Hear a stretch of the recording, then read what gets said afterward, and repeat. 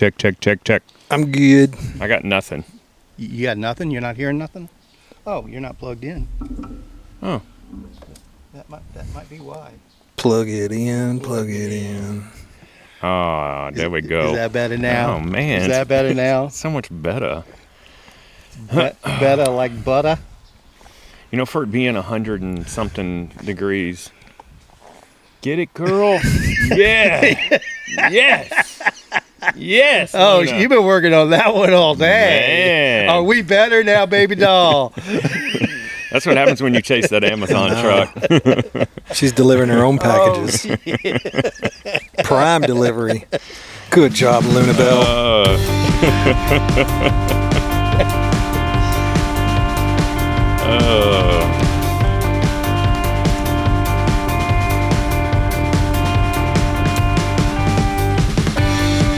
Good afternoon, everyone. And yes, it is afternoon.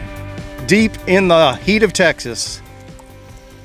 Yeah, but like I was saying, even though it's 100 something degrees, as long as this breeze keeps up, sitting under the canopy in the front yard, it's not awful. It's a dry heat.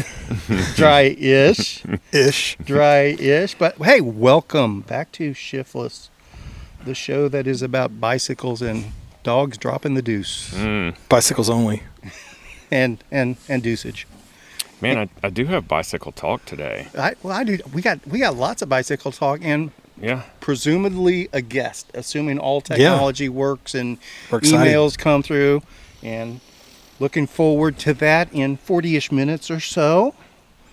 But so what? You got bikes to talk about, Brad? Tell us about it. I mean, just bike talk, not necessarily talking about bikes specifically, but about riding. Okay. First, I'm all ears. First of all, Midnight Mash was freaking awesome. Did you enjoy it? Thoroughly enjoyed it. Longest ride I've done in a while. Felt really good. Rode the Fargo. Average. I mean, I finished in under 4 hours, which I was pretty happy with. But Wade Road, Sunset, Yes. was everything. Wade Road is the crown jewel of North Texas gravel. Yeah, but historically, we haven't come from that I haven't come from that direction. I've come from the opposite direction, and I don't think I've ridden the entirety of Wade Road. I think I've come from the gravel side, and then shortly after the gravel ends, I've turned off for whatever reason. Yeah, you can head south from there and catch the other stuff down that way. So it was not only was it really cool to see all of Wade Road come from the opposite direction, but to crest and have the sunset directly in front of me was freaking awesome. I rode solo the whole time, intentionally. Sure. Pretty much. And I did not want to draft. Hypothetically. Physically, I did want to draft. And Red and I had talked about party pacing and riding together. And that guy, he took off at the beginning, and I think he just sucked somebody's wheel for like the first 40 miles. And I caught him in Era at the final water station. Mm-hmm. And he's like, "Oh, hey, buddy, I've been waiting on you." And he proceeded to ride my wheel all the way into town. I pulled him back into town. That finishing stretch, I don't know if it was horse to barn, tailwind, ready to be done, but I just felt so good. I finished, came across the finish line, still felt fresh, drank a ice cold Dr. Pepper, talked to Jan for about 5 minutes, rolled salt McAfee and a couple other people, and rolled back to the vehicle, drank down a little protein, sipped on a Topo Chico on the way home, came home, showered up, went to bed, got up the next morning and rode. So it was good. The other thing I wanted to mention about that is, we talked about eating and drinking the way you're going to ride, and I pulled a no-no, and it worked out really well for me. I had been out of Tailwind for quite some time because the shop didn't have any, and I don't order it direct or anything like that. And so I'd been riding with the concoction that I've told you guys about probably more times than you wanted to hear. And then I finally got some Tailwind, and I rode with Tailwind the whole night at Midnight Mash. I carried a little salsa vault with a scoop so I could refill Tailwind. I had no solid food, and I drank 7 bottles, so about 1,400 calories in 4 hours, to the best of my calculations. On Sunday? On Saturday. Oh, Saturday. Midnight, okay. Midnight Mash, yeah. Okay. And felt great. I felt, I was hydrated. I felt amazing, and I wasn't even hungry when I finished. So it was a good times. Good deal. Good deal. I thoroughly enjoyed it. I like hearing that. I like that very much. Thank you. And while we're on Midnight Mash, you had caught up to me, and we were riding, and you were just about to leave me, and we turned the corner, and there was a purple Jeep blocking the intersection where we were supposed to go, and we had to go around it, and there was a rider down. Do you care to... we don't have to name names, but I was just wondering what happened. So I don't know all of the details. It did not involve the Jeep. The Jeep was stopping. No, I know. He was blocking. Well, for people that weren't aware of it. Yeah, that's fair. Yeah. The Jeep wasn't involved. The person in the Jeep had stopped to help the rider down, and there were quite a few riders. It happened in the middle of everything, so it wasn't like the guy was in the middle of nowhere by himself. But basically, he took that. My understanding is he took that turn-off pavement onto the gravel, maybe a little too hot or a little too much lean, did the pancake side-down thing, and unfortunately it resulted in a broken hip and broken ribs. Oh. Yeah, he looked like he was in pain, and not to be, I don't know what the word is, but I would have normally stopped to assist, but there was already too many cooks in the kitchen. There was help there. Yeah. I'll be honest with you. I feel kind of bad on it because ultimately I went on. Mm-hmm. I'm the one that initially called 911. Mm-hmm. We were the next street below the Cook County line into Denton County, so we had that cross county confusion thing going on. But he had his friends there that were with him, and after some time, he was up and moving. I mean, obviously still hurting. Yeah, no doubt about that. So y'all didn't know it was broken at the time? Didn't know it was broken at the time, and the way he was starting to come on, it kind of, to me, it had that feeling of shock coming back from the wind being knocked. One of those really hard knock the wind out of me things. Yeah. I've been through that. I've seen lots of riders that have. Yeah. And you know me, I'm usually the pessimist. I think I just got too optimistic that time. And it's like, okay, he's coming back. He's got his friends here. Ambulance is on the way. Okay. And they said, go on, take care of your event. Yeah. So I did, but realistically, I should have stuck around. Yeah, I should have, because I'm the event organizer. I'm the event promoter, and it just reinforced to me that was my takeaway. I try it every 5 years. I try to ride in an event, and every time I do it, it's like, no, I shouldn't have done that. But that's why we do the Club Spinistry rides. I get to ride in those. Don't stop trying. Don't stop believing either. No, that too. And I'm not knocking anyone else that does it. For my own peace of mind, I need to not be riding in my events. The Club Spinistry rides like we'll do Sunday, I'm going to ride the shit out of that. But when we do a formal event, my option... If the point is to enjoy riding your bike, and you go out and ride it, and you're constantly thinking about something that's going to go wrong, then there's no point in being on it. The second half of that ride, I was not enjoying myself. There were parts I was enjoying myself. But it was like, all right, I hope so. I need to hurry up and get to the water table, talk to Foster, make sure everything's cool, and then I want to get back to Valley View as quickly as possible, make sure everything's cool with Jan, and I'll keep an eye out along the way, see if anybody else has any problems. I was thinking about the event, not my ride. Does that make sense? I don't blame you. I get it. Yeah. Anyway, that's enough of that. Enough about me. You enjoyed the MASH. I thoroughly enjoyed it. That means a lot to me. Yeah, thoroughly enjoyed it. I would love to make more Spinistry events. Fortunately, I didn't have a dinner Saturday, so I was like, this is perfect. So I would like to make more. But I know exactly what you're saying, because a lot of times when I'm cooking for people, they're like, why don't you sit down and enjoy it? Right. And join us. And I'm like, I've got so much There's going on. so much going on in the head that I couldn't even enjoy it. Yeah. So I totally understand. I know it's a totally different realm, but like you and I have discussed before, there's a lot of parallels in what we do, even though it seems like they're worlds apart. And the biggest parallel, we're not stuck in an office with people at our elbows and stuff like. That is good stuff. Wah, wah. Oh, wait a minute. We haven't introduced DJ Caleb today. Oh, wait a minute. Oh, wait a minute. Which button is it? The man, the myth, the legend. It's been so long. I forgot. Is it this one? There it is. Hello. DJ Khaled. Thank you for having me. Yes. Thank you for being here. Long-time listener, first-time caller. Was the evening temps better than last year? Because last year was one of the worst. It wasn't bad at all. Last year, it didn't cool off. Even when the sun went down, it was still 103 degrees after the sun went down. No, it was noticeably more comfortable after the sun went down, and as it was going down. And two, we also started at 7 instead of 6. Yeah, and that made. But we, our longest route was a shorter route, so we could still be done at the same time. Yeah. And I think that 55 miler worked out okay, right? It was perfect. I finished before 11 o'clock. I could have stopped and had some whiskey. Except Whiskey Hollow was not open at all. Oh, really? I don't know the details of that yet. Hmm.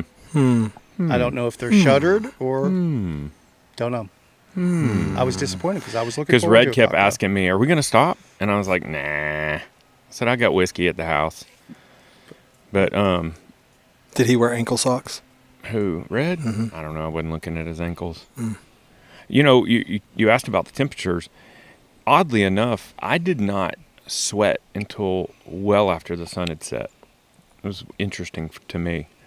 I felt fine, and then probably, I don't know, 30, 45 minutes after the sunset. Could be a little bit of heat acclimation you've got going on right now. Yeah. Just a little bit. Yeah. I tell you this, though. On Sunday when we rode, I've never been that wet riding my bike in my life. So how much of a ride did you end up getting in Sunday? We talked about that a little bit last week. We did 20 miles on Sunday, but the brochure doesn't tell the story. We tried to make it to Sycamore Bend. It was catastrophic. What is Sycamore Bend? It's a little bit of trail from here that goes all the way to Sycamore Bend, which is a campground. That's that campground over there, right to the west of 35. Right there in, was it Lake Dallas? I think that's Hickory Creek. Hickory Creek, that's right. Yeah, I think it's a Hickory Creek City Park that's on the water. But all those trails it's on Army Corps property. Yep. Yeah, but nobody's been through there, obviously, because it's been flooded. Yeah. Then we had all the rain that created the flooding. Then we had the high winds and the storms. So there were parts of it that, I mean, it didn't even make sense to have a bike almost. So that's what you mean by catastrophic. It was just unrideable? Yeah, and even the parts that were rideable, the last time that trail flooded was probably 5 or 6 years ago. And so inevitably what happens is the driftwood settles where, the Corps notoriously has all the floodplains. Yep. So the trail is cut in floodplain, so that's where all the driftwood settles out. So there were just long stretches of driftwood that, had been cleared since the last time all the driftwood settled. We'd worked lines through there and cleared stuff out, and now it's like Control-Alt-Delete back to just fucked. Yep. So we ended up bailing. I can't even remember where we bailed. There's not a lot of bail points. Oh, we got out off of Swisher at 2181. Yeah, I know what you're talking about. And then we rode up to Ronald Reagan and went over to Elm Fork. But when I tell you, I was dripping. I mean, every piece of my clothing was drenched. It was just so stiff. Luckily, I had enough hydration too. Yeah. But we got to Elm Fork. Luckily, we dried out a little bit on the way there. But well, when you get into that deep stuff, there's no wind, period, and you're getting the humidity off the lake. Oh, and it was probably blowing in your direction anyway. It was so freaking thick. Yeah, I don't feel like I missed anything. You didn't miss anything. I didn't. We did get to go across a beaver nest, though. A beaver nest? That's what Garrett kept calling it. He goes, these fucking beavers know exactly what they're doing. We walked across this gigantic log jam at the creek crossing. But it was good times. Speaking of another ride where you didn't miss anything last night, TNSS was back again. Yeah. At North Shore. Was it true? Were they really turning people away at the guard shack the other day? That I don't know. I read one of the posts on Facebook. Someone said that, and it could be someone just being sarcastic, but they said it was so full that someone was asking, how do I get in, because they're not letting people in. So I've never heard of that before. Yeah, I haven't either, but if there's no parking. Or is it somebody that was trying to get in at Twin Coves, which is still closed? No, he said a human person was turning them away. Twin Coves just has a gate. I get that. That's true. I don't know. Maybe I don't know. Maybe they were trying Rockledge, because Rockledge does fill up. That could be it. Yeah. Rockledge does fill up. Yeah, I don't know. But how's the trail? It's rough. Somebody needs to get out there and sweep that thing. I don't know where they brought all that sand in from. A little sandy, is it? It's sandy, and there's sand, there's silt, there's it's almost like mulch. So I guess it's obviously it's decayed matter that's settled. Yeah. Yep. And so even the parts that are historically fast and smooth were slow and just ugh. And I had to get cobwebs off of my single speed and put stands in my tires and air up my tires. Yeah. And I forget how much just getting on top of your gear and staying on top of your gear, riding a single speed, is a perishable skill. I almost felt like somebody was playing a joke on me last night. Like, did somebody dial my brake down? Did somebody change my gear? Like, what is going on? I just felt like I was behind my gear the whole time. You had a 19 on? 20. Buddy. Yeah.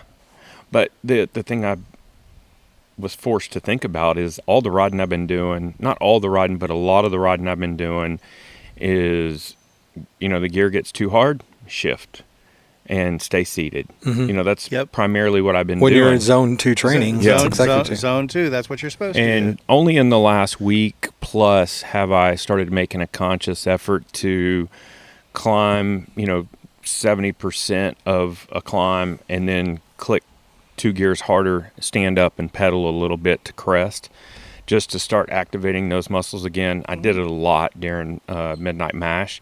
Felt really good about it. But last night was my 4th night in a row to ride, or 4th day in a row to ride, and today was my 5th day, and I actually went pretty hard today just to get my ride done and over with. And like you said, it was 100 degrees, and we have a heat warning, or a whatever it's called. Heat advisory. So it was pretty hot. My heart rate was fairly elevated, but My heart rate. Don't jump the intensity up too much too fast. Oh, I'm not. Yeah. But it's always nice to finish a ride and you feel like you're just slammed and you just watch your heart rate go. You're like, oh, recovery. Yeah, I feel like I'm doing a lot of times getting faster is not necessarily riding faster, it's recovering faster to continue your momentum. Yeah. So either way, I think today, I think I'll probably take tomorrow off because when we break here, I've got to go through my notes and finalize my menu and go shopping, procure all my ingredients and stuff. So, and then tomorrow and Friday will be prep day, and Saturday. I thought you shop on Thursday. I used to. My wife likes it. My wife likes it a lot better when I shop on Wednesday. That way, Thursday we can do at least some prep, that's inconsequential to the outcome of the dinner. Like, it's not going to do anything, negatively. And then Friday we can do a lesser prep day, and Saturday is casual as well. Instead of cramming everything into 2 days, we'd stretch it out over 3 days. So it's a little bit more casual, you know. Right on. But we're not sacrificing any quality. It just, we're upping the quality of our life, essentially. So, and she's in Austin last night and today. She's headed back. So. I was supposed to go to Colorado this weekend. Yeah, well, I was going to ask you what happened. What had happened? Well, the entire state's going to get rained on pretty much. Oh, really? Yeah, the weather's just not looking good. We try to keep it within about a 3 to 4, sometimes 5 hour driving range for our buddy that lives in Denver. He's the guy that doesn't like to camp? No, he is Oh. Camp King. The guy that doesn't like to camp doesn't go with us. Oh. We had a fourth guy that he stopped. So we're going to move it out a couple weeks. We're going to go the second week of September, and the rains will hopefully kind of die off. Plus, it'll be good. It'll open up more spots because we were limited within that range of driving to be able to have a campfire. There were still a lot of burn bans in some of the counties and areas. So Yeah. we're going to go back. We'll go back up there in a couple weeks. Okay. And head up there. you'll have the state all to yourself by that point too. Yeah, and I'm thinking also go a day early and get a ride in. Speaking of riding in Colorado, have you seen all of Justin Carey's rides that he's been doing? I have No, not. but I need to look because I'm looking for a route Yeah, he's been ideas. doing quite a bit of riding. What a shock! Yeah. So, Caleb, I just sent that list to you just so I can access it on my Is Leadville computer. this weekend or next? I think it's this weekend, is it not? What's that? Leadville. It is this weekend. Yeah. Yeah, and So what? He'll probably knock out a 200-miler on Friday, right before. Oh, probably. oh, that's right. He's up there for Leadville. That's right. Yeah. Okay. All right. I remember that now. Yeah. We'll have to keep an eye out for that. Did you see Dylan's bike? Yes. No surprise. No surprise at all, but that's the first time he's ridden that bike because last year he was on his Factor or Focus or whatever. Yeah. This year he's on the Allied, Yeah, and it's a really good looking bike with a drop bar on it. it is. I saw the video was out there. I haven't watched it yet. My digestion of podcasts and YouTube has really fallen off the cliff the last few Yep. weeks. Yep, same. Yeah, I literally have no talking points You for know, we today. were- I'm hoping you guys lead. Last week we were talking about the Olympic stuff and said I'd look into it because I know I'd heard somewhere or read somewhere about the cycling events going away from the Olympics and all that, and I dug into it. I can't find anything else. It's like, you know what? I must have just heard it on a podcast. And the one thing I figured out is you can't rely on podcast information because any group of idiots can put together a podcast. I hear it's not hard to just get together and talk about things you don't know about. Not us, though. It shouldn't surprise you guys at all, but every time I talk to somebody, they're like, God, do you guys ever research anything? I am constantly just screaming when I'm listening, going, you guys don't know what the fuck you're talking about. They don't realize that that's our stick. That is kind of, That is exactly our Yeah. shtick. Yes, it is. And if you haven't, ooh, that's a kite. It is, and it had a lizard in its Yeah. beak. is that what's been making all the noise? Yep, or- Yep. that's that noisy bastard. Speaking of birds of prey, last night, as I was gassed, coming through Boy Scout camp, I heard a hawk. And when you're all the way through Boy Scout camp, you go by the picnic table and you're just about to drop into that little bobsled section kind of.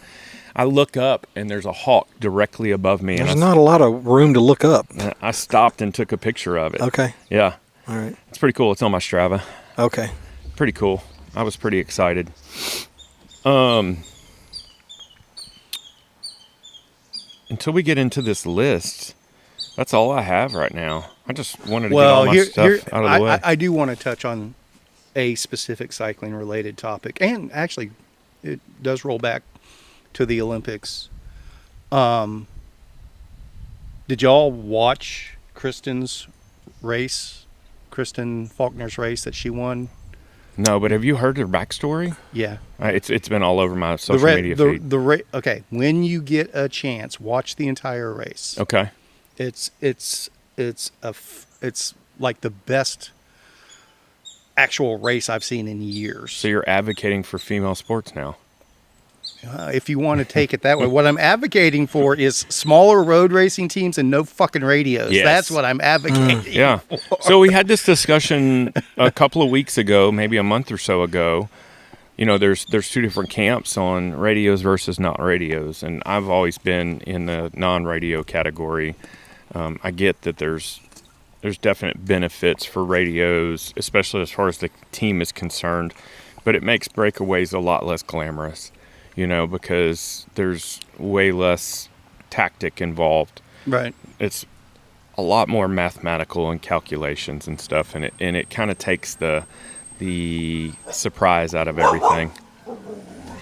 So Yeah, I agree. I think, not that I don't watch a ton of road racing, but yeah, it'd be cool for the have smaller teams. But then again, I like what you said. I like the set pieces and the strategy and the chess match and all that kind of stuff. That's half of what the commentators talk about is what is the team going to do next? How are they going to? And I guess that's my point. This is still chess, and and what I enjoyed about it, it was her chess match. It wasn't somebody talking into her ear and having her team come up or hey, you've got this person that's going to do that to everybody else, so you just do this. Yeah. I mean, they were passing along notes on the top of water bottles just to get a little blurb in there. Oh, really? That's kind of cool. Yeah. But it does put more responsibility on the rider to take control of their own strategy it's all and about think for themselves. No, that's my whole point. Yeah, I like that. That's kind of cool too. This is the rider's responsibility to make it work. And the reality of it was, I mean, she was an alternate to begin with. Yeah. She was put in like a month before the Olympics. And there were no expectations. When the commenters aren't even talking about her at all. Yeah. It was the other U.S. rider that, maybe, and I apologize, I can't remember her name off the top of my head, but she was, the other U.S. rider was the one that basically caused the wreck that split the field about the halfway point. Let's stop with the spoilers because I am going to go watch the whole thing. You have to you have to watch the whole race just to see how it. I knew what the results were going into it, and I had seen the highlight clips of the finish, and it's like it. What was the format again? Just traditional road race. Yeah, but what's the distance? This was just shy of 100 miles. Okay, so a good distance. Yeah, it was a lollipop course. That went out to the countryside, came back into Paris, and then they did 3 loops at the finish of basically the same. The Champs-Élysées? No, but they went through the Louvre several times, which was very cool. And their big break-up climb was a cobbled climb through the heart of Paris. Oh, nice! Very cool, very cool course. So this lady that won, I'll probably misquote this, but she was from Alaska. Homer, Alaska. Was a rower. At Harvard. And swimming. No, she gave all that up and went to Harvard. Oh, I thought she was a rower at Harvard, but maybe not. Maybe. But then she was in New York, and she wanted some activity, and so she picked up a bike just on a whim in like 2017. Showed up with tennis shoes and flat pedals and started doing group rides and just fell head over heels in with it. And now we are 7 years later, and she wins gold at the Olympics. I mean, yeah, she was the Justin Carey of her time. I hope he freaking just gets everything he wants at Leadville. Hell yeah. So, yeah, anybody that hasn't watched Kristen's full race, do yourself a favor. Set aside 4 hours. It's on Peacock as a replay. Yeah. I'm assuming if it's not on YouTube as a full race yet, it will be eventually. Yeah. If not, go ahead and get the free trial of Peacock, and if you don't have it already. I'm going to watch it tonight. I have Peacock.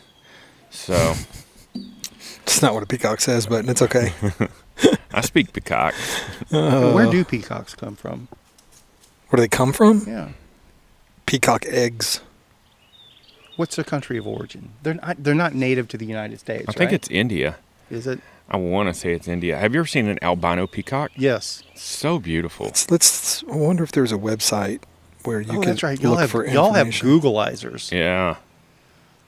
So that means y'all got my text or email or whatever it was earlier with the link to that list, right? I'm looking at it right now. So I got it pulled up on the old war dialer here. I'll just do a quickie setup, and you tell me if I'm off base here. You're already fucking it up. Yeah, I try every chance I get. This was sent to us by a couple people, Josh and Mark, and somebody else, I think. So, and the date on the article is interesting too. So it's quite possible. My takeaway is the Radavist had exactly the same reaction to the bikepacking.com list that we did. You're probably not wrong. Or the Radavist is listening to us and said, "Oh, those guys are onto something. I better put together my own." I find I find the chances of that much slimmer. Yes. Oh, goodness. But will somebody read what the title of this particular list is, or what the subject is? A list of drop bar 29er mountain bikes. I love that title. It's just a list. It's just a list. But that's totally on brand for the Radavist. I love their But stuff. it makes more sense than the 13 best drop bar mountain bikes of all time. Ever. Or something like that. And Well, they said that we tested. Yeah. I think that was like in Yeah. after It was a that fine was print. an asterisk It was a subhead. in the notes. Yeah. And it wasn't even all drop bar bikes. Right? No, it wasn't. But that's what I like about the Radavist list. They define this is what the fuck a drop bar mountain Yeah. bike is. Yeah. I love this paragraph, if I may, for 1 second. Please do. Says, in many ways, these classifications are important in establishing a bicycle taxonomy. Similar taxonomic discussions might be why not all whiskey is bourbon, but all bourbon is whiskey, or why a salamander looks like a lizard but is not a reptile. In parentheses, it is an amphibian because it must return to water to lay eggs, and a reptile lays eggs on solid ground or gives birth. Hell yeah. Shots fired. Hell yeah, let's get- Turtles that live in the water and tortoises that live on the land are both reptiles for this very reason. I digress. Back to bikes. I thought that was perfect. Yeah. Because that, to me, Squirrel. kind of Yeah. said, hey, we saw your article and it's full of shit. Yes, this is a more polite way of doing it than the way that we Yeah. did it. Oh, there was nothing polite about that. That was a big old shot across the bow there, and I'm a fan. But they go on to clarify their qualifications much like the other list did. And they said the first is the tire clearance. For it to be a drop bar mountain bike, we feel a 2.2-inch tire is the minimum, since even the first mountain bikes cleared that size tire. There are very few, if any, modern mountain bikes on the market that won't clear. Get it, Lucy. That squirrel ran right past us. I know. She wouldn't know what to do with that squirrel if she caught it. that squirrel is so obviously taunting her. That was ridiculous. Yeah, there's a couple of squirrels, and I think she enjoys it just as much as the squirrels do.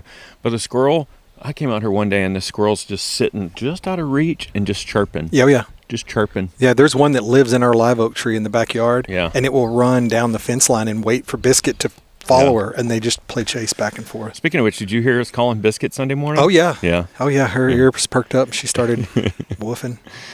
That's one of my favorite things about riding by your house is calling Biscuit. Yep. Oh, it makes me miss Harnish, too. He's in a better place. He's in a much better place. Well, I hear he's going to get some rain this week, He though. is going to get some. Yeah. All right. So 2.2 minimum. Second is the rear spacing should be 148 millimeter or boost spaced. And then in the third, the look and the stance of the bike, or the degree of the top tube slope and the stack height. So they're talking about, this is a longer article, but Well, tell you what, we got about 5 minutes till our phone call is supposed to go in. Let's blow through the list and give quick impressions. So it says, finally, this should be obvious, but a proper drop bar mountain bike ought to be designed specifically to run drop bars. So they don't have a lot of antique bikes in this list. Well, however, the not first with the boost one, spacing, they won't. right. But the first one, oh, and they do say, and lastly, have 29-inch wheels. And then they go into the history of the 29 tire, blah, blah, blah. But this first bike that they list is gorgeous, but it's not a modern day drop bar mountain bike, even though it's only from 2006. It's a Don McClung, which I'm not familiar with. But it's super cool looking. It's got a double top tube, integrated pump, holder, and paint matched, and beautiful paint scheme. So then they get into Bruce Gordon's Monster Cross bike, which doesn't make any sense because it is set up for a 43 millimeter tire when they just said it has to have a 2.2. So they're kind of going back on what they're saying. Okay. But I think they're just going through the history of 29 tires, because they get into this tire was effectively, as Wes Williams once said, a 700 by 47 millimeter wheel measures 28 inch in diameter, hence the term 28 incher. And so they start talking about how 29er came into be. And then they get into the difference of a touring bike and a drop bar mountain bike, blah, blah, blah. I don't think, were those first ones part of their list? No, we're not at the list yet. Yeah, The list starts was at just, the curve. That was just reference of That's setting Yeah. the definitions and the requirements. Yeah. So That curve is nice. That Moots curve. So what is number one on the actual? And this isn't ranked. This is No, just a there's numerical no list. order. No. So but the Moots isn't the curve is not a Moots, is it? What are you saying? Oh, no. I'm sorry. I'm looking at the wrong headline with the wrong name. I see what I did wrong. What, they've got the names underneath them or Yes, something? they So do. it kind of throws it off a little bit there. Yeah, there's a couple on here where, like that curve is a cool looking bike, and it looks like it's ready to go do anything. But it also looks like it has a really long wheelbase, and it looks like the front end's pretty raked out. The Moots looks more racier. The rear wheels tucked a little bit more. That Moots was my dream bike 5 years ago. That's That was the one I wanted. The Route ESC. Yep. And then the Otso. I think Otso's doing some really cool stuff, which is Wolftooth's house brand. Yep. But that front end looks way raked out, but it's accentuated. It looks even more raked out because the seat tube is so vertical. And then here's the Cutthroat. Look at that beautiful bike. That is a good looking bike, man. Then the Singular Gryphon, which I didn't Griffin. I didn't even know Singular was still around, honestly. Singular is one of those brands that popped up, got wildly popular, and then it just disappeared into the shadows. I think they closed their doors and somebody else purchased the rights to the company. I think it actually moved. I could be misremembering. Or aren't they British, or is that okay? Mm-hmm. I think they don't distribute over here anymore. Or Maybe that's what it was. maybe that's what I think they lost their distributorship or gave up on distributorship over here. Maybe, but And this True Love Heartbreaker says it's custom, and obviously it is because it has the RockShox upside down suspension fork that's paint matched. Looks pretty darn cool, although that whole saddle configuration looks really wonky to me. Did you notice the decal on the fork? It's upside down as well. How funny is that? Oh, I did not. Oh, that is funny. I think that's a good looking bike. Yeah. I really like that one. which one is that again? The True Love Heartbreaker. Mm-hmm. Yeah. Oh, we were talking about skateboards and stuff last night, and I was talking about it's funny how the RockShox logo, especially when it's printed on a black T-shirt, how it has the white block with the black block and the letters inverse. It looks so much like the old Vision Streetwear logo. Tumbleweed Stargazer, that bike doesn't look that interesting to me. It doesn't look like a bike that I would just be inclined to pick up and ride. It looks jammed. The wheels look really close together. The wheelbase looks incredibly short. The chainstays look nice and short, which would make it a great climber. but because the front end is so tucked under, I don't think it would handle very well on climbs or descents. Well, one thing you have to take and consider when you're looking at the geometry of this is that you don't know what size bike you're looking at. They said they looked at mediums for all of these, but all of these don't look like mediums to me. Yeah, no, when you get to the Fargo, Yeah. the Fargo looks like extra small. Yeah, you're right. It's quite possible they're using stock photos or something like that. But this Binary Bicycles Havoc, I've never heard of it. It's a cool little frame design, but that triple triangle a la GT look kind of, and the way the down tube has a swoop in it, kind of precludes you from stuffing a bunch of stuff in the front triangle. So kind of seems like not much of a bike packing rig, but that's not their parameter. They're not. It does have sliding rear dropouts. 207, is that where we're expecting a call from? Yeah, it's probably him. Hello? Hello? Hey, how's it going? Good. Hey, good. Kyle. Welcome to Caleb's Party Fest. Hey. This is Kevin speaking. Hey, Kyle. I've got Hi, Kevin. Kevin and Brad. We are the Spinistry idiots. The shiftless idiots. We're recording outside underneath a bunch of oak trees, so you'll hear Birds and such. dogs barking, and because we're kind of out in the Okay. country. Okay, Well, that's nice. we ready to roll? Kyle, do you have any questions? You good? All right. And we're back. And we're back, and Caleb's going to introduce our guest for us. We do have a guest. I met this gentleman last year at Unbound. By circumstance, we both signed up for the Chamois Butter Shakedown Ride. It's the biggest shakedown ride I've ever been on. I think there were 500 people in it or something like that. Isn't that Anyway, crazy? riding next to a guy, we start chatting it up. Turns out this guy owns a clothing company, and we hit it off really good. Ended up, I bought some stuff from him that next day or that afternoon, and then got to see him again this year.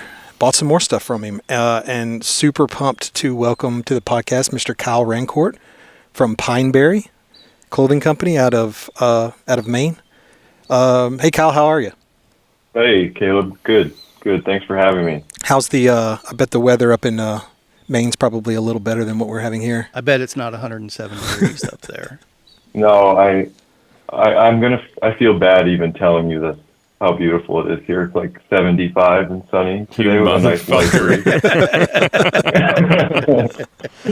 I've been listening to you guys for a while, and I understand your weather issues there in Texas being hot as hell. So It's warm. Yeah, we have to at times make a conscious decision of whether or not we want to ride our bike or have a heat stroke. Because sometimes they're one and the same. I rode at noon today and rode zone 3 pretty much the whole time. It's kind of hard not to. You've taken your idiocy to another level. Yep. Now. Well, okay, so the choice is always heat stroke, right? Yeah. yes, Yeah. it is pretty much. It's insanity either way you look at it. If you don't ride your bike, you go crazy. If you ride your bike, you are crazy. So, Yeah. I'm personally excited and have been wanting to get Kyle on for a while because I've been using his products for a couple of years now. I have a couple pairs of socks. I have a couple of T-shirts. I bought another shirt this year. Really, like in the world of kind of saturated clothing companies that seem like it's the same shirt with just a different label. yeah. I'm really liking his stuff. Kyle, why don't you just kind of give us a brief overview of Pinebury, and then maybe we can kind of talk about the history of it and how you got involved and some of that stuff. Yeah, and what's your website? I'm going to pull it up real quick and follow along. It's pinebury.us. So Pinebury, pinebury.us. Oh, B-U. Actually, to talk about, I got it. Yep. yeah, Bury. Okay. It means like, place of pines or land of pines. It's an alternate name for Maine Oh, that okay. I made up. Oh, that you made That up. you made up. I'm liking this guy's Yeah. style Yeah. already. Yeah. He fits in. Yeah, he does. I think the talk about riding in the heat is the perfect segue because we specialize in lightweight merino wool. Mm-hmm. And earlier this year, we released our first ultralight merino wool collection that we're calling Summer Wool, and I think Caleb's review of it is perfect, because most people definitely don't see merino wool as a hot weather material. You're not going to wear merino wool in the heat, right? And that's the conventional wisdom. And we're really hoping to turn that on its head, because we can make merino wool using this. Our fabric is made from a patented yarn spinning technology called New Yarn. That's a big differentiator for us. We're also, everything we make is made, or everything we sell is made in the United States. We are, plastic-free company and packaging, and we have other initiatives to sort of help the environment. But I think, we tick a lot of boxes there. But the big differentiator is this New Yarn patented technology that we use in our fabric, and it allows us to make lightweight merino wool fabric and apparel that is 9 times stronger than conventional merino. It dries 5 times faster than conventional merino and synthetics. And that really means, in hot weather, that means keeping you cooler, because our bodies have an evaporative cooling system, right? When we heat up, we sweat, the sweat traps heat, and then it evaporates away from our body. That's how we cool down. And so if you're wearing a garment that can dry 5 times faster than a competitor's garment, it's going to keep you that much cooler. And then it also has that natural, sustainable fiber story to it as well. And the interesting thing, I've got a couple of our little group of friends, we're pretty big fans of merino wool, whether it's socks or buffs or cycling hats, especially in the wintertime. And so I've got a fairly decent collection of different wool pieces of apparel. And I have some that have claimed to be lightweight wool, but I have never seen one as lightweight as that ultralight that you have. I mean, there really is no other shirt that I own that has that much breathability. How are you guys able? I know you talked about you have a stronger a stronger thread. How are you able to get away with having something so lightweight but yet strong? Because I did notice, it's not delicate. You hold it in your hand and you feel how thin it is. And even when I was shopping at Jabril, I was like, God, man, it's really thin. How's it going to hold up? But it is. It's super strong and it's stretchy. It stretches and snaps back into position. It doesn't, it doesn't lose its form. Yeah, that's a great question. And that traditionally is the problem with really lightweight merino wool, is it's delicate. We have, I think a lot of people, especially, merino wool aficionados, will try our lightweight shirt on and say, oh, I want to be careful. I don't want to stick my thumb through it. Because that does happen. I've had Patagonia base layers where I'm pulling them on and my thumb goes straight through the fabric and rips a hole, because it can be so delicate. And yeah, it's 100% about this yarn that we're using called New Yarn. It's a New Zealand-based company, so all our merino wool is from New Zealand. It's arguably the best merino in the world. They really take pride in that export, in that tradition, and they just found a way to spin yarn in a different way without boring you with all the details. It's a 2-ply yarn that they don't twist the fibers when they spin it. Twisting of the fiber takes out the elasticity, and it also reduces durability. It's like you're creating a rope, and so by twisting it, you create a rope that loses elasticity and reduces durability. So they're able to make this yarn without twisting the fibers, and then it's also a 2-ply yarn. So there's double the amount of merino in the yarn. There's there's probably a little bit of alchemy or magic in there that I don't fully understand, but it's all been sort of independently he is tested a good and fit verified, for this and so you guys shoot not only the ultralight stuff, which makes your ultralight shirts stronger, more durable than competitors. Do you use that same technology in your, your full thickness jerseys and arm warmers and things like that? Is that the same kind of thread? Yeah, everything except our knitwear. So our arm warmers and socks are not new yarn. Those are actually manufactured for us by Defeat. I'm sure you guys are familiar with. Yep. Are you familiar with Defeat? Yeah. Oh yeah. So I've been wearing Defeat products my entire cycling career, 15 years now, and they honestly just make the best stuff. And it's a small family company, Shane Cooper and his son Morgan, and so there was no question when I was researching and starting Pinebury that I wanted to partner with Defeat on our knitwear. But everything else in our collection, our buffs, our caps, our jerseys, our other t-shirts, heavier weight stuff is all this new yarn fabric. And so, kind of I've been focusing on our summer wool because we're in the midst of, summer and heat waves across the country. But when he says summer, he means seasons something do different. change. Yeah, that's true. It's always summer in Texas. Fall, yeah, that's true. Yeah. You get a brief reprieve of some 50s and 60s, and then it's back to hundreds. Is that the case? We'll dip down into the teens, and then it'll spike back up to 90 the next day. Yeah. Oh wow, that's crazy. It's very bipolar. Yeah. Yeah. So real quick, Kyle, our heavier weight stuff. Yeah. I'm sorry. Just one question on my end. For your new yarn stuff, is it the same combination of materials for all of the different items? Is it 100% new yarn merino wool, or is it a mix of stuff, or what does that look like generally speaking? Yeah, the compositions change depending on the weight of the fabric and sort of the use case. Whatever, if we're making, for a specific type of product, we might use a different weight of fabric or different composition of fabric.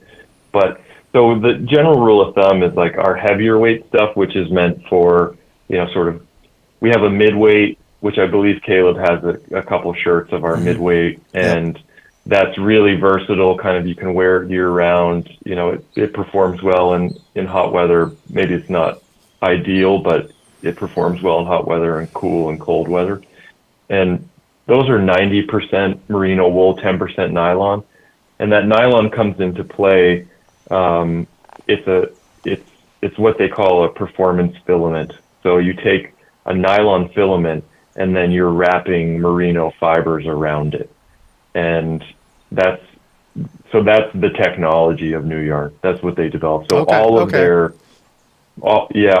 yarn has some element of nylon in it, and they wrap the merino fiber around it, and that contributes to the elasticity and the durability and the aeration of the merino as well. So it dries fast for that reason, because it's sort of wrapped around this performance filament.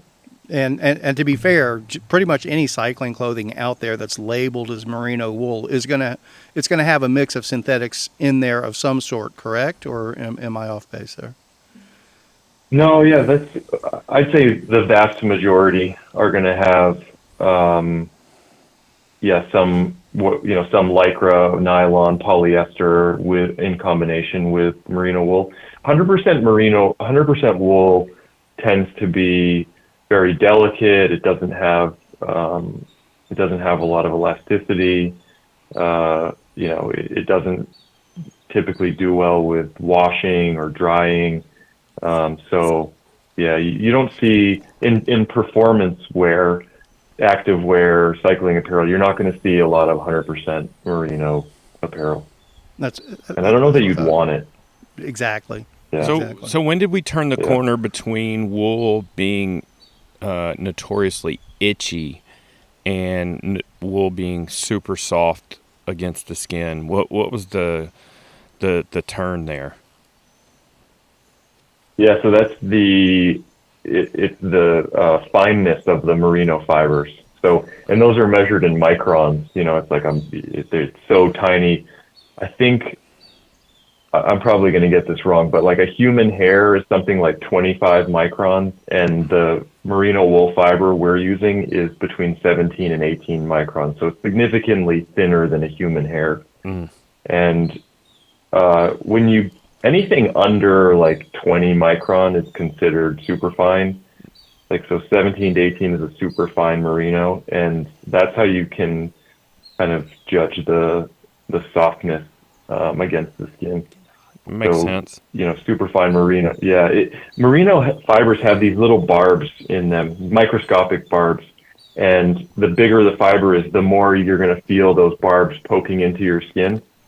And then also that, you know, you ever had a wool shirt that you washed and dried and then it lost all its elasticity and it shrunk? Yes. Called felting. You Yes. ever had yeah. All of them, damn it. That's why merino felt. Yeah, exactly. Yeah, that's why merino felt, or wool felts, is because it has these microscopic barbs, and when you wash and dry it, they actually like latch onto each other. They hook onto each other, and they create felted wool, and then it loses all its stretch and it shrinks. That makes sense.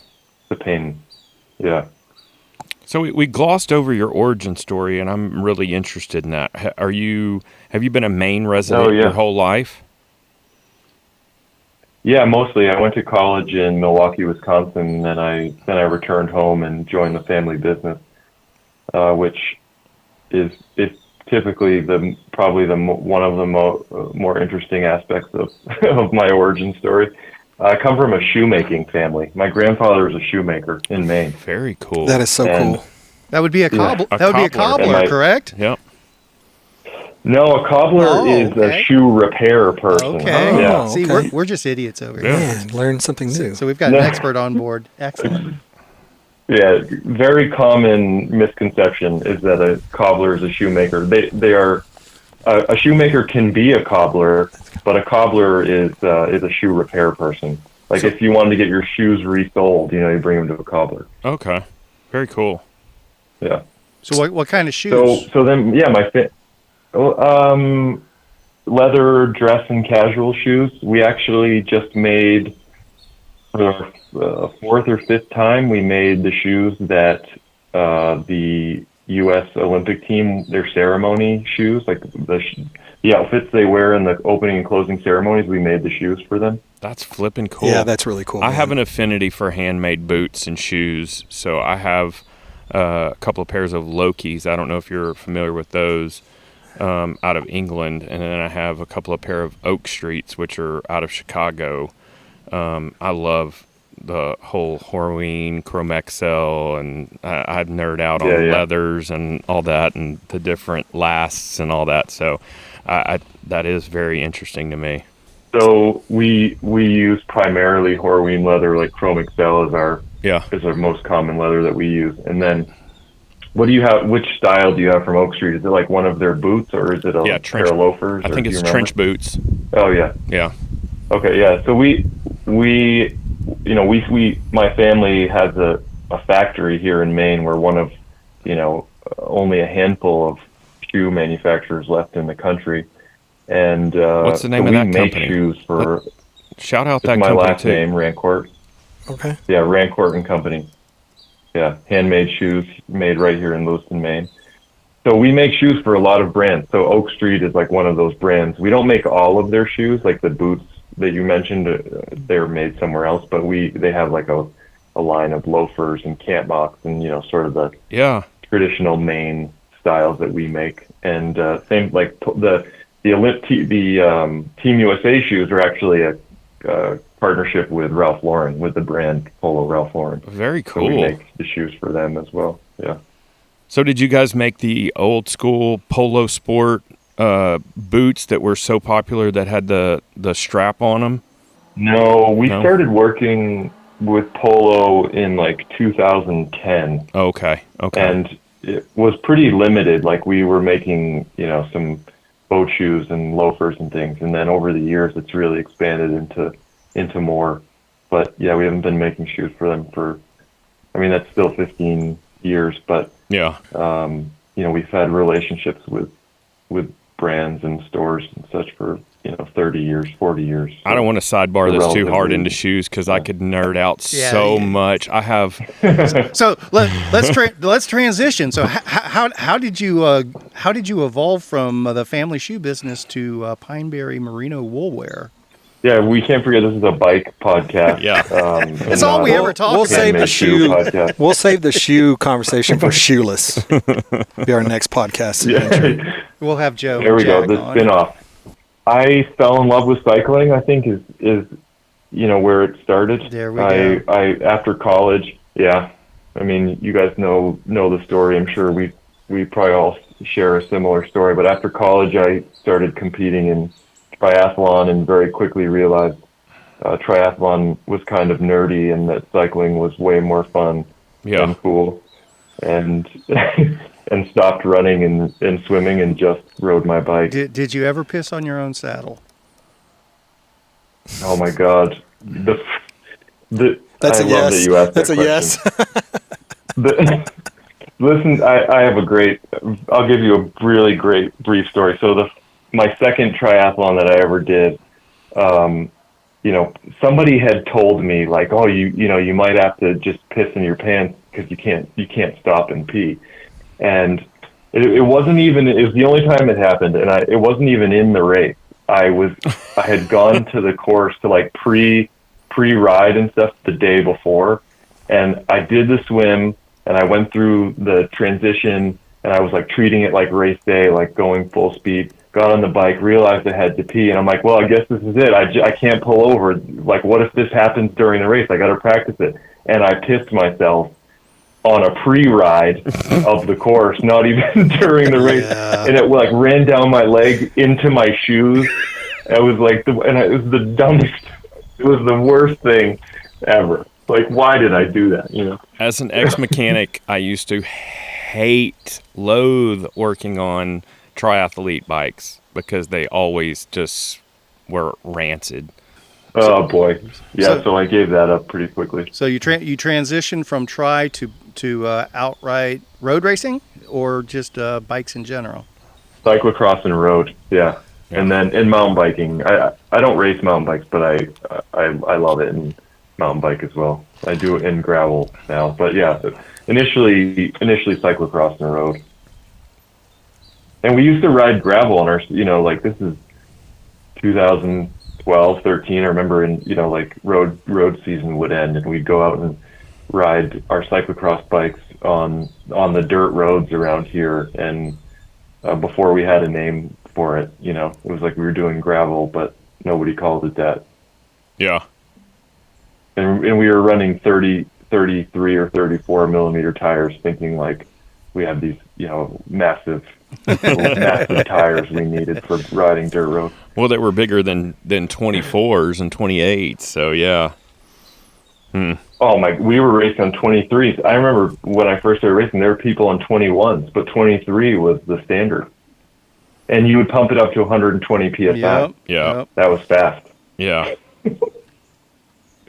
How times have changed, huh? Indeed. So during all this time, you're making shoes, or have you started working on cycling apparel yet? I'm working in the family business, and I was, by my dad is the president of the company, and I was kind of tasked with creating our family brand. We didn't have our own brand before I joined, and then building an online store. And so I spent 10 years really focused on that, in traveling all over the world, trying to grow the brand and raise awareness and building our wholesale business and our online store. And all the while, thinking about maybe doing something else, maybe on the side, or following a passion, and always coming back to something in the cycling industry, because it is my way of life. I travel to ride, bikepacking trips, races. It's what I spend my whole weekend doing. Most of my friends are cyclists. And so I'd always come back to that. Like, if I was to do something else, or start a side hustle, like what would it be? So the obvious And question is, I- why not cycling shoes? Yeah, that's a good question.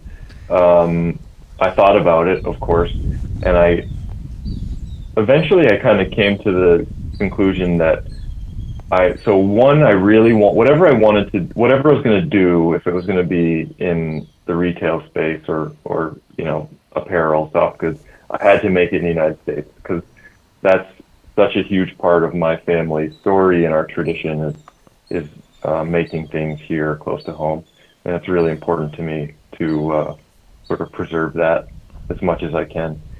And as far as 15 years in the shoe business, I have not seen or am aware of a factory that can make really high performance technical footwear to the standards you would need to make cycling shoes.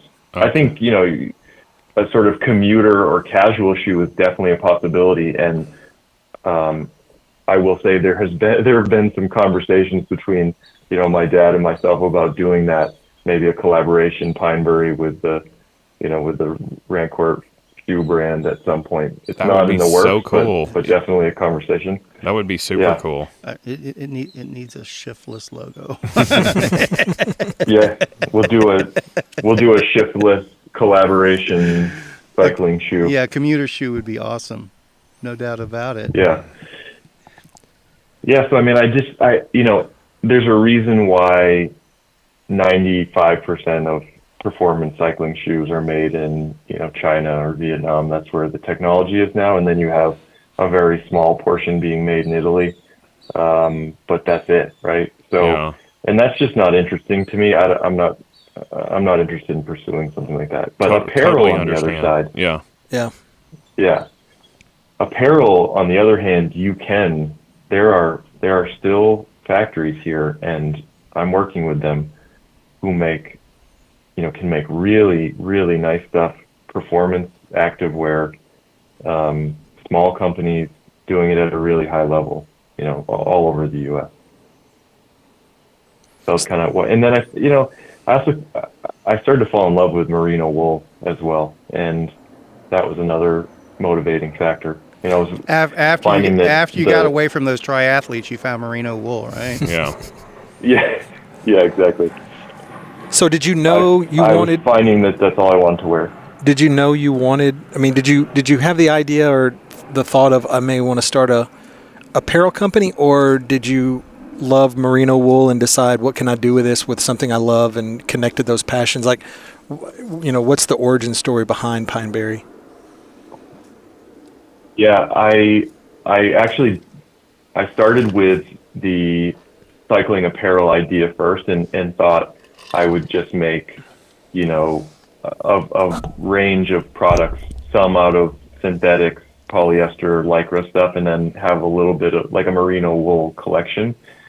And the more I talk to, I have some advisors and some friends who, I speak with on a regular basis, and I did, sort of run these ideas by, and I got some really good advice that, actually I'll give a shout out to Brendan Quirk. He's the CEO of USA Cycling, and he's a friend of mine. And he gave me this advice because he was the head of Rafa North America for a while. And he said, the cycling apparel space is really saturated. And he's like, you need to differentiate yourself. And he said, he's like, the Made in USA thing can be a part of that, but he's like, I don't think it's enough. He was like, and we were talking about merino wool apparel, and he's like, I think that could be your thing, is that, you specialize in merino wool cycling apparel, and it's made in the U.S.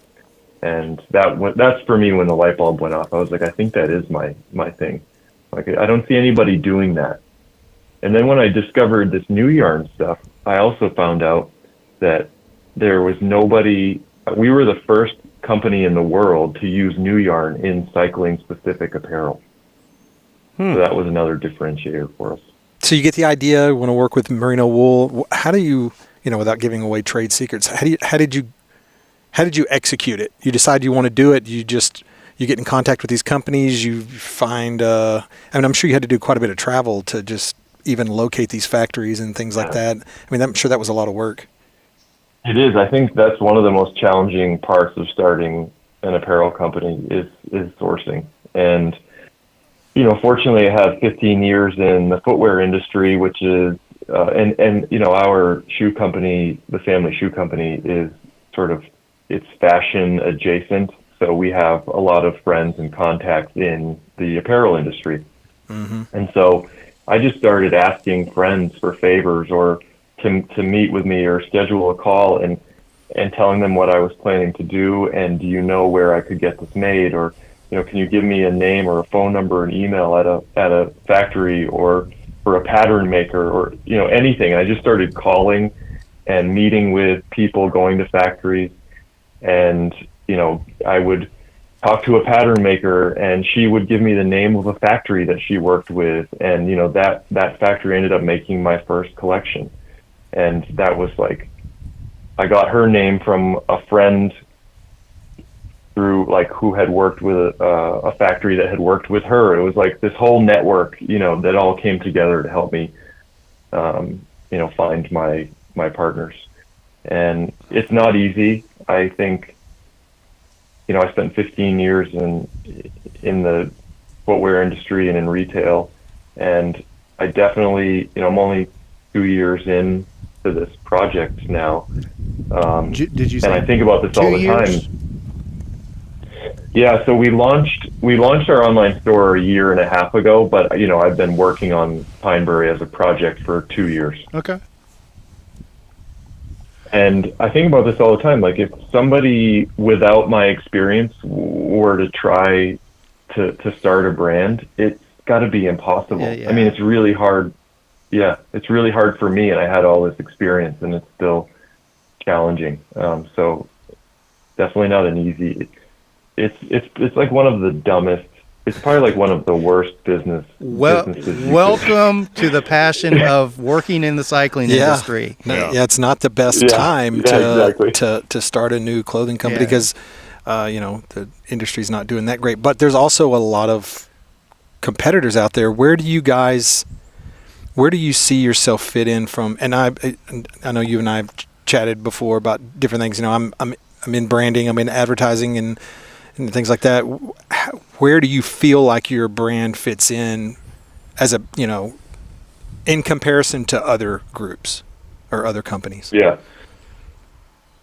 So, one, just coming back to that point before, it really is, it has to be a labor of love because, any apparel or any inventory business, if you have, apparel is especially challenging because you have to have so many SKUs and so much inventory. And it's just really complicated and cash intensive.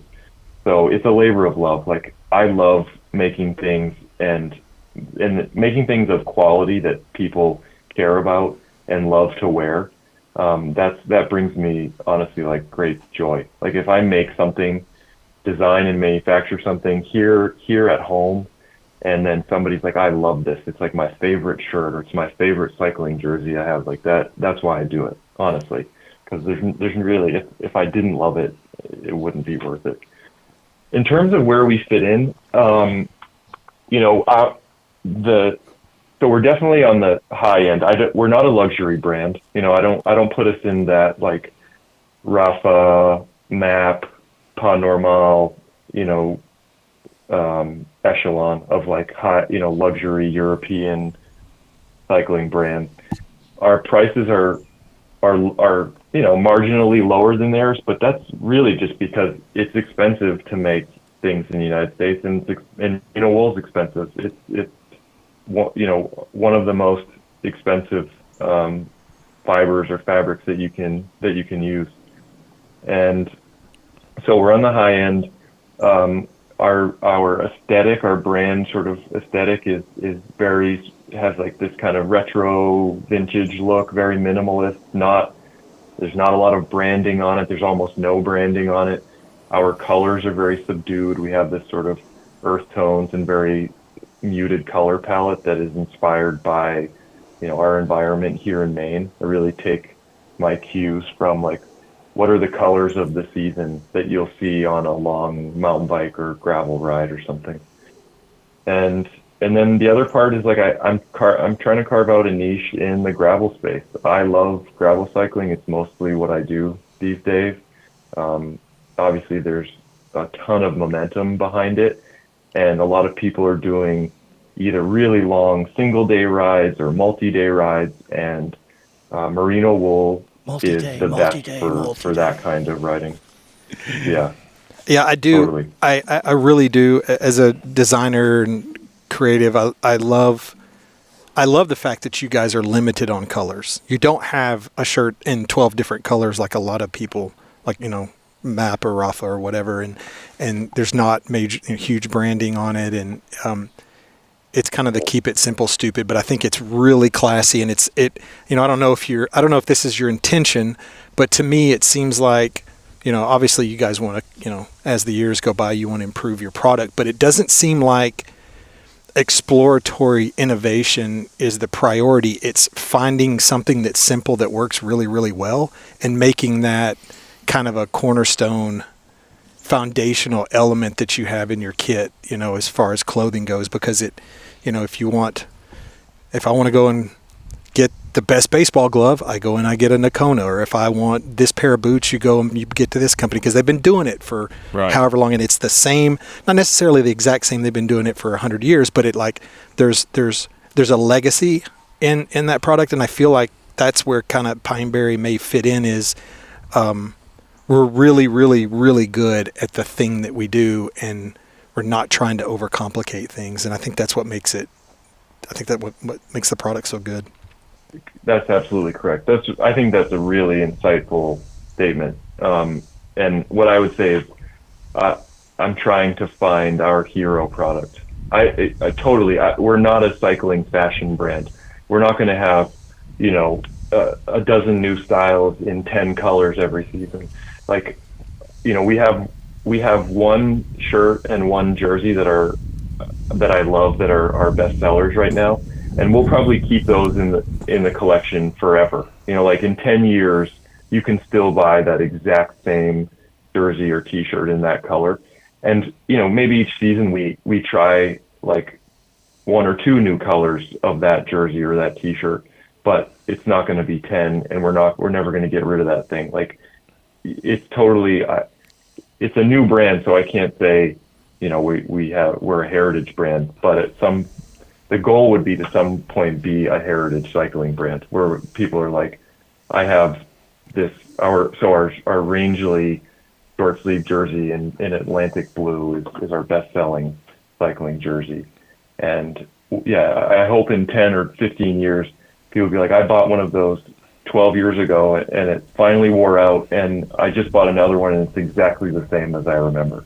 I love that. Yeah, you're right.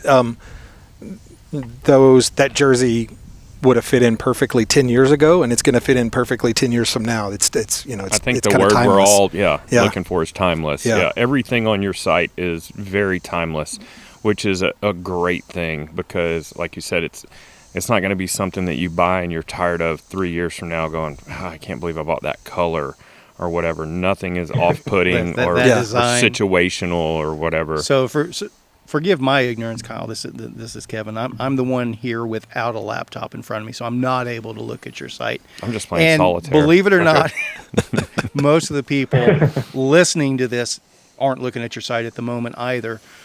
Could you just give us a quick rundown of what are your merino wool product categories? I mean, is it obviously jerseys are in the mix, socks and so forth.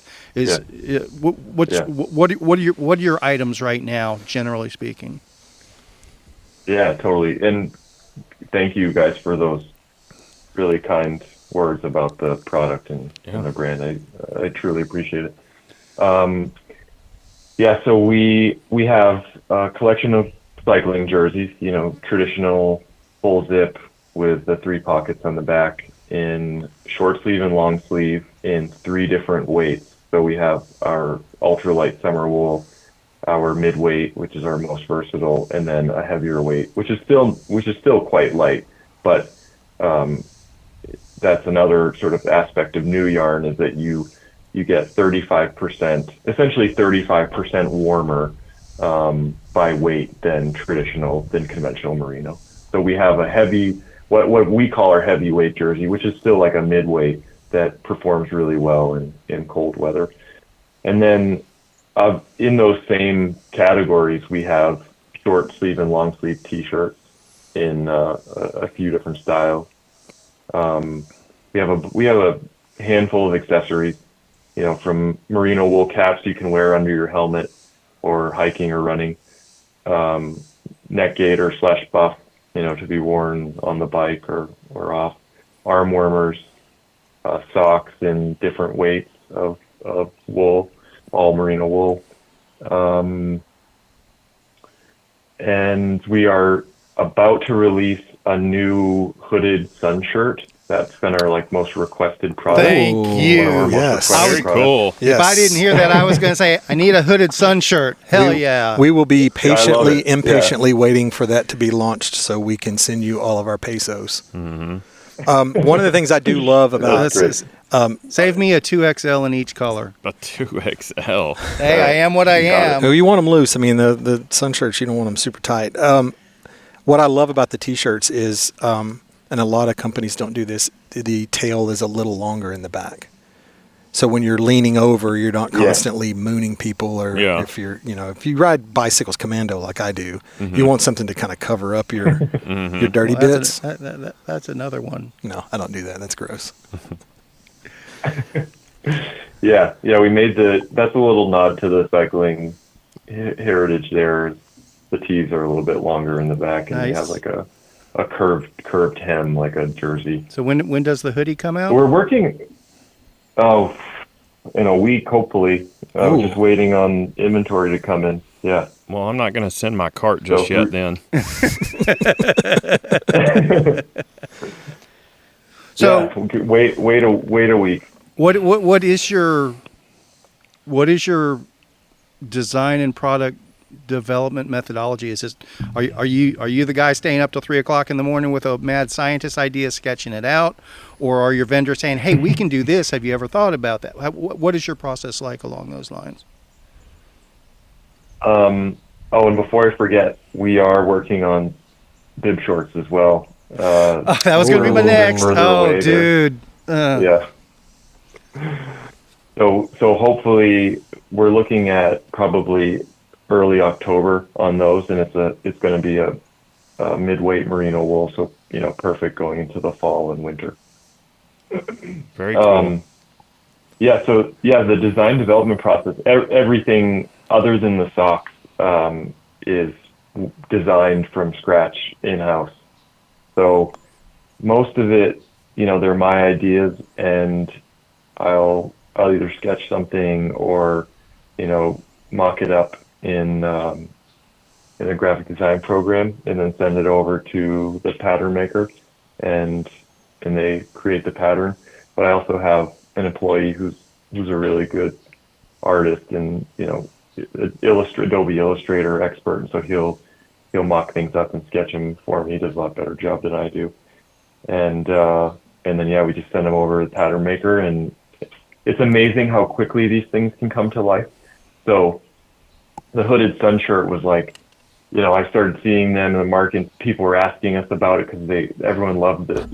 How, like Caleb mentioned earlier, how light and breathable the summer wool is. And they were like, man, if you have these long sleeve tees in the summer wool, if you just had a hood on it, I hike or I fish or whatever. I want it for long days outside. And so I think we came back from Unbound in June, and I was like, you know what, it's time. We got to make this thing. Like, so many people want it. It makes sense. I really want to do it. And we sketched it out in Illustrator, sent it over to the pattern maker. I think she took a few days to create the pattern, sent it to the factory, and we had a sample here in like less than 2 weeks. Nice. And then we, wear test it, made a couple fit changes to the hood, and here we are, August, less than 2 months or 2 months later, and we're almost where we're going to have the inventory. And Yeah, that's it's impressive. crazy how fast. That's really cool. Yeah. I have a question for you. Oh, sorry. Continue. Carry on. Oh, no, go ahead. I was going to say I have a Smart Wool shirt that's exactly like what you're talking about. It's a long sleeve, hooded, very thin, and that led me to my question: like, where do you see yourself in alignment to Smart Wool? What's different about Smart Wool and your products? I've only touched Caleb's shirts. I haven't worn one, and I'm interested to buy some. I'm going to, regardless of how you answer this question. But what is the difference between the materials? I know that Smart Wool is a much larger company and has a bigger marketing and reach and everything else. But as far as their materials and stuff, what differentiates you guys from them? I think it's a really relevant question because I think most people sort of start their merino wool life with Smart Wool. I did. Like the first merino wool, pieces of clothing I ever owned and socks were Smart Wool. Yeah. And because they are a huge company and you can kind of find them anywhere. First would be that they're using conventional merino wool, probably a ring spun or core spun merino and not new yarn. So right. Our stuff is going to be lighter, warmer, faster drying, more durable than a traditional conventional merino like what Smart Wool is using. And then also the manufacturing side. I mean, I obviously I don't have any direct insight into their operations, but just looking at their labels, it's like stuff's made all over the place. I have things from them that's made in Bangladesh or Indonesia, Vietnam, China, right? They're making at probably wherever they can find the cheapest labor that can also preserve, their sense of quality, right? And yeah, and that's not our philosophy. Our philosophy is like, how can we support, the traditions here in the U.S., these manufacturing tradition, and make things at the highest possible quality, like regardless of what the price is going to be. I think you would be getting into like, sort of the inner workings of the industry, but we'd probably all be shocked at like what the margins are at full retail on a Smart Wool product. Like what their margins are is probably crazy, compared to what mine are. It's probably a silly number, and so when you see that stuff at like 50% off, they're probably still making good money, money on clearance, Sure. So, I mean, it's a fraction of the cost to manufacture in some of those places as it is in the U.S. But so there's it's the philosophy of how we make things, and then I don't want to put my foot in my mouth because we've had some quality issues about small things that happen just in the manufacturing process, like somebody makes a mistake or you overlook something. And I think what another thing that like sets us apart is coming up in the industry in a small family business and like really caring about my customers and recognizing that like our customers are our business. We couldn't exist without them, and we have to sort of like cherish and protect those relationships. If there's ever any problem with something somebody buys from us, we're going to make it right. First, we're going to try to repair it because we try not to be wasteful. But if it can't be repaired, then they're getting they're getting a replacement as fast as possible. So we're not perfect. Things can happen. I don't want to sit here and say like, oh, our quality is so much better than everyone else. I think it is, but also we're not perfect either. But if something goes wrong, like we take care of our customers first and foremost. I'm sure there's overlap from not just cyclists that are utilizing your stuff at the moment, or maybe you're specifically selling outside the cycling market as well. It sounds like you're focused on the cycling market. Do you have expectations to go into other sports or niches or anything like that, or are you just going to go where the business takes you? We already have a fair number, a fair percentage of our customers are non-cyclists. I'd say probably of the cycling customers, it's mostly runners and hikers, but then we have we have people who wouldn't consider themselves athletes, who just want to wear a nice merino tee and socks for walking around the city or hanging out on the weekends. But I think to answer your question about if there's a demographic or a market that we want to target, the next one would definitely be the running/hiking market. I think there's opportunity there. I think most of those people probably understand and wear merino wool already. Yeah. And we're not making any specific running products, but our socks and tees can be worn for running, and we have quite a few customers who do wear them for that. Sure. Yeah, for sure. Well, we're going to have to let Caleb get rolling here on a moment. He is still held down by the man to some extent. I am on the clock, you guys. Hey, but really something cool, Kyle. From what I understand, there's a rumor going around that you're going to offer a discount code for Shiftless listeners. Is that right? All 12 of them? Yeah, there's 13, I think. Oh, shit. Where'd you hear that? I'm not aware of that. It was just a rumor that we started. Yeah, I didn't say it was true. I just said I heard a rumor. Well, God, you've really forced my hand here. So, yes, we would love to offer Shiftless listeners 20% off their next order at pinebury.us, and you use code ShiftLess at the checkout, and they'll take 20% off your order. Very That cool. is very awesome and very generous. It's because some people will be listening to this in the future. Is there an expiration date on that? Just in case somebody's listening to it 3 years from now or something like that? Oh, yeah. Let's say through 2025. Oh, that's awesome. You got a year and a half. Okay. Yeah, we'll make it through next that's awesome. Oh, thank you, sir. We appreciate that Very generous of tremendously. you. And I will be taking advantage of that. Yeah. I can assure you of that. Well, Awesome. gents, any last minute question for Kyle? Man, if I come to Maine, will you show me around? Yes, I was gonna put in a plug for gravel cycling in Maine. So I would, if you guys can make it up here, I would love to show you around. We have some amazing gravel adventures to be had. Are you familiar with the Appalachian Mountain Club? No. You heard of this organization? Nuh-uh. But I want to be. Really cool organization. They basically buy and preserve land all over the Northeast for outdoor use. Very cool. Then they set up these wilderness lodges, and right now they're really focused on this area in northern Maine called the 100-Mile Wilderness that has the most incredible gravel and sort of trail riding that I've experienced in the Northeast.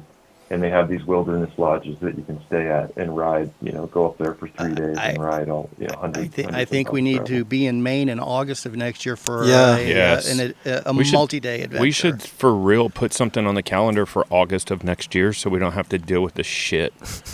Can we just stay for how long? Yeah. How long is the lease terms on those cabins? Vermont and Maine. Well, you can just stay. You can camp in my backyard the rest of the time. Oh, dude, he thinks we're joking. You've just adopted us. Do you like dogs? Vermont and Maine are the I two love states dogs. that I've wanted to go to so bad. All right, Kyle, it's a date. Get with Caleb. Let us know a week next August that works for you. We'll put together a multi-day adventure shiftless week. And I want to see the shoe factory. I want to come nerd out on shoes and boots. Let's do it. We can do it all. I love this idea. Yeah, totally. Let's put it on the calendar. If we drug 40 or 50 people up there for a true group thing, would that hurt your feelings? No, I mean, I think I just plugged Appalachian Mountain Club. They would be thrilled. Maybe I could get like a commission on this. That would be cool. All right. Yeah. It's a date. Yeah. Well, Kyle, man, thank you so much. What the listeners don't know that you and I had about, I don't know, a dozen emails back and forth trying to get this scheduled, and we had different scheduling conflicts, and some of us were out of town, and some of us were sick, and all that stuff. So thank you for being patient. Thank you for coming on. I think it goes without saying we're not going to be interested in a product that we aren't interested in ourselves or believe in or have we're not experience going in. to talk about something on here we don't believe in. So I hope that I've sold these two chuckleheads on Pinebury. I think they're getting ready to get that wallet out. So thanks for coming on, man. Good luck to you. We're super excited about that hoodie long sleeve. Pinebury.us. You guys, if you're listening, and the bib don't shorts. forget. The bib shorts don't have buckles on the back. Oh, that's so good. He doesn't know that story, does he? Is What that episode? for emergencies? Yeah, Yeah. it's an inside joke. There was a company that actually created bib shorts, and they're still online. If you know how to Google good enough, there is a company that has bib shorts with buckles on the shoulder straps. It's out there. It's the dumbest shit It ever. is the dumbest shit we've ever seen. Yeah. All right. We got to let you go, Kyle. I enjoyed it very, very right. much, and I'm looking forward to trying on your stuff. It was a pleasure talking to you, brother. Thanks, Kyle. Thank you. Thanks, guys. The pleasure was mine. All Take right. care. Bye. Bye. Very cool. Awesome guy, huh? Yeah. Hell Yeah. yeah. Yeah. Yeah, this is pretty much how we chatted for almost an hour and a half, 2 hours on that shakedown riding, and I thought, this is a cool dude, and I went and checked out his tent at the Bike Expo. That was 2 years ago, and then I got to see him again this year and bought some stuff from him. So Thing is, I've only ran into people from Maine on a handful of occasions, and every one of them is the most chill person in the world. Yeah. I've never met an asshole from Maine. I'm not saying they don't exist. I'm sure they do. Yeah. But everybody I've ever met from Maine is just super chill. So, All right. seems on Caleb. form. Yes, sir. Go to work, man. Yeah. Are you guys going to go ride your bike? I already rode. I already rode. God. Nah. Yeah. I'm riding in the morning. Okay. I'm getting on the bike in the morning. Okay. But everyone else, Go ride your bike.